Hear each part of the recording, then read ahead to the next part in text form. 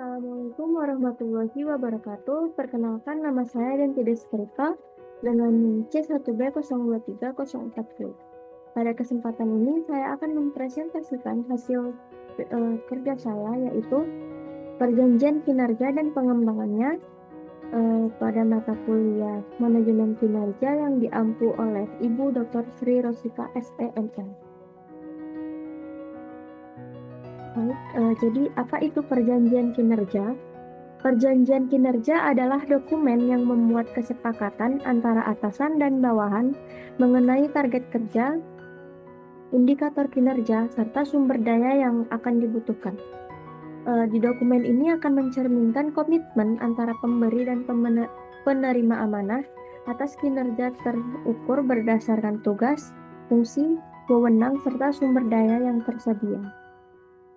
Oke, next, yaitu ada tujuan perjanjian kinerja. Yang pertama, untuk menyelaraskan tujuan individu dengan visi dan misi perusahaan. Lalu yang kedua, untuk meningkatkan integritas, akuntabilitas, transparansi, dan kinerja aparatur. Yang ketiga, yaitu menjadi dasar penilaian keberhasilan atau kegagalan pencapaian tujuan organisasi.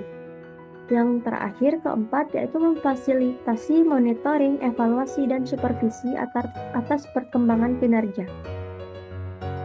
Lalu ada manfaat perjanjian kinerja di sini bagi perusahaan. Yang pertama yaitu meningkatkan produktivitas dan efisiensi kerja. Contohnya, produktivitas dapat meningkat 10% setelah penerapan perjanjian kinerja. Yang kedua, mencapai tujuan strategis perusahaan. Contohnya, pangsa pasar dapat bertambah 5% dalam 2 tahun. Lalu yang terakhir, meningkatkan akuntabilitas dan transparansi dalam pengelolaan organisasi. Selanjutnya, manfaat perjanjian kerja bagi karyawan. Yang pertama, memiliki kejelasan terkait ekspektasi kerja dan target yang harus mereka capai. Yang kedua, memperoleh kesempatan untuk mengembangkan diri secara profesional. Yang ketiga, mendapatkan penghargaan atas pencapaian kinerja mereka. Dan yang terakhir, keempat, yaitu meningkatkan motivasi kerja. Survei menunjukkan 70% karyawan merasa lebih termotivasi dengan adanya perjanjian kinerja. Selanjutnya, fungsi perjanjian kinerja. Yang pertama, tentu saja menyusun sasaran strategis dengan indikator kinerja yang jelas, seperti yang telah saya jelaskan pada slide pertama. Yang kedua, mengintegrasikan hasil dari tahun sebelumnya untuk memastikan kesinambungan kinerja. Yang terakhir, ketiga, menyediakan kerangka kerja untuk evaluasi berkala terhadap pencapaian target kinerja. Dasar hukumnya, perjanjian kinerja dalam lingkungan pemerintahan biasanya mengacu pada Peraturan Menteri Pendayagunaan Aparatur Negara dan Reformasi Birokrasi Nomor 53 Tahun 2014. Lalu yang kedua, pada Undang-Undang Nomor 5 Tahun 2014 tentang Aparatur Sipil Negara dan Peraturan Presiden Nomor 29 Tahun 2014 tentang sistem akuntabilitas kinerja instansi pemerintah. Lalu ada tahapan penerapan perjanjian kinerja. Yang pertama, penetapan tujuan. Jadi, yang pertama itu menentukan strategi perusahaan dan menguraikannya menjadi target individu dengan KPI yang SMART, yaitu spesifik, measurable, dapat dicapai, relevan, dan time bounding. Yang kedua, sosialisasi. Jadi, yang menyampaikan manfaat dan prosedur perjanjian kinerja serta melakukan diskusi untuk mengatasi keberatan.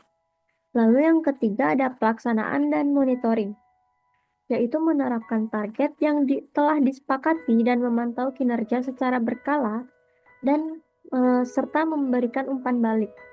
Yang terakhir, evaluasi dan pengembangan. Jadi menilai kinerja berdasarkan KPI, memberi apresiasi, serta mengidentifikasi area untuk pengembangan. Nah, keempat poin ini akan membentuk siklus berkelanjutan yang memastikan efektivitas perjanjian kerja serta mendorong peningkatan produktivitas dan kualitas kerja karyawannya. Lalu ada contoh KPI yang efektif berdasarkan bidang. Yang pertama di bidang penjualan, yaitu pertumbuhan pendapatan. Contohnya penjualan meningkat 20%, lalu jumlah pelanggan baru.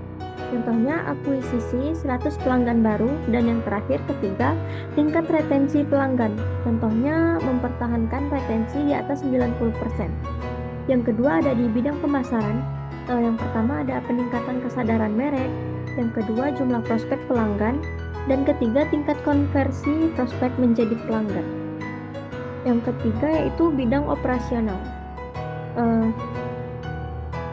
Ada efisiensi biaya produksi, pengurangan tingkat cacat produk, dan pemangkasan waktu siklus produksi. Yang terakhir pada bidang sumber daya manusia, yang pertama meningkatkan kepuasan karyawan, penurunan tingkat turnover, lalu yang terakhir jumlah pelatihan yang diikuti. Contohnya minimal 40 jam pelatihan per tahun per karyawan. Selanjutnya ada tantangan dalam implementasi. Yang pertama yaitu resistensi karyawan, kurangnya dukungan manajemen, target yang tidak realistis, dan terakhir kurangnya komunikasi dan feedback dari karyawan. Lalu ada solusi untuk mengatasi tantangan. Kita bisa meningkatkan komunikasi yang terbuka dan transparan, melibatkan karyawan dalam penyusunan perjanjian kinerja, memastikan dukungan penuh dari manajemen, menetapkan target yang realistis berdasarkan data, lalu yang terakhir melakukan evaluasi berkala serta memberikan umpan balik yang konstruktif dan membangun. Pengembangan perjanjian kinerja di era digital, yaitu pemanfaatan teknologi untuk memantau dan mengevaluasi kinerja secara real time. Contohnya penggunaan H-List. Lalu yang kedua sistem umpan balik 360 derajat yang melibatkan atasan, rekan, kerja, dan bawahan. Contohnya penilaian multisumber. Lalu ada integrasi dengan manajemen talenta untuk mendukung pengembangan karir karyawan. Yang terakhir yaitu menganalisis data untuk identifikasi pola kinerja serta menentukan strategi perbaikan yang lebih tepat. Kita memasuki kesimpulan, yaitu perjanjian kinerja merupakan alat strategis untuk meningkatkan produktivitas, akuntabilitas, dan pencapaian target perusahaan. Implementasinya memerlukan komitmen dari seluruh pihak serta pemanfaatan teknologi untuk meningkatkan efektivitas. Baiklah, cukup sekian materi yang dapat saya sampaikan. Saya akhiri. Wassalamualaikum warahmatullahi wabarakatuh.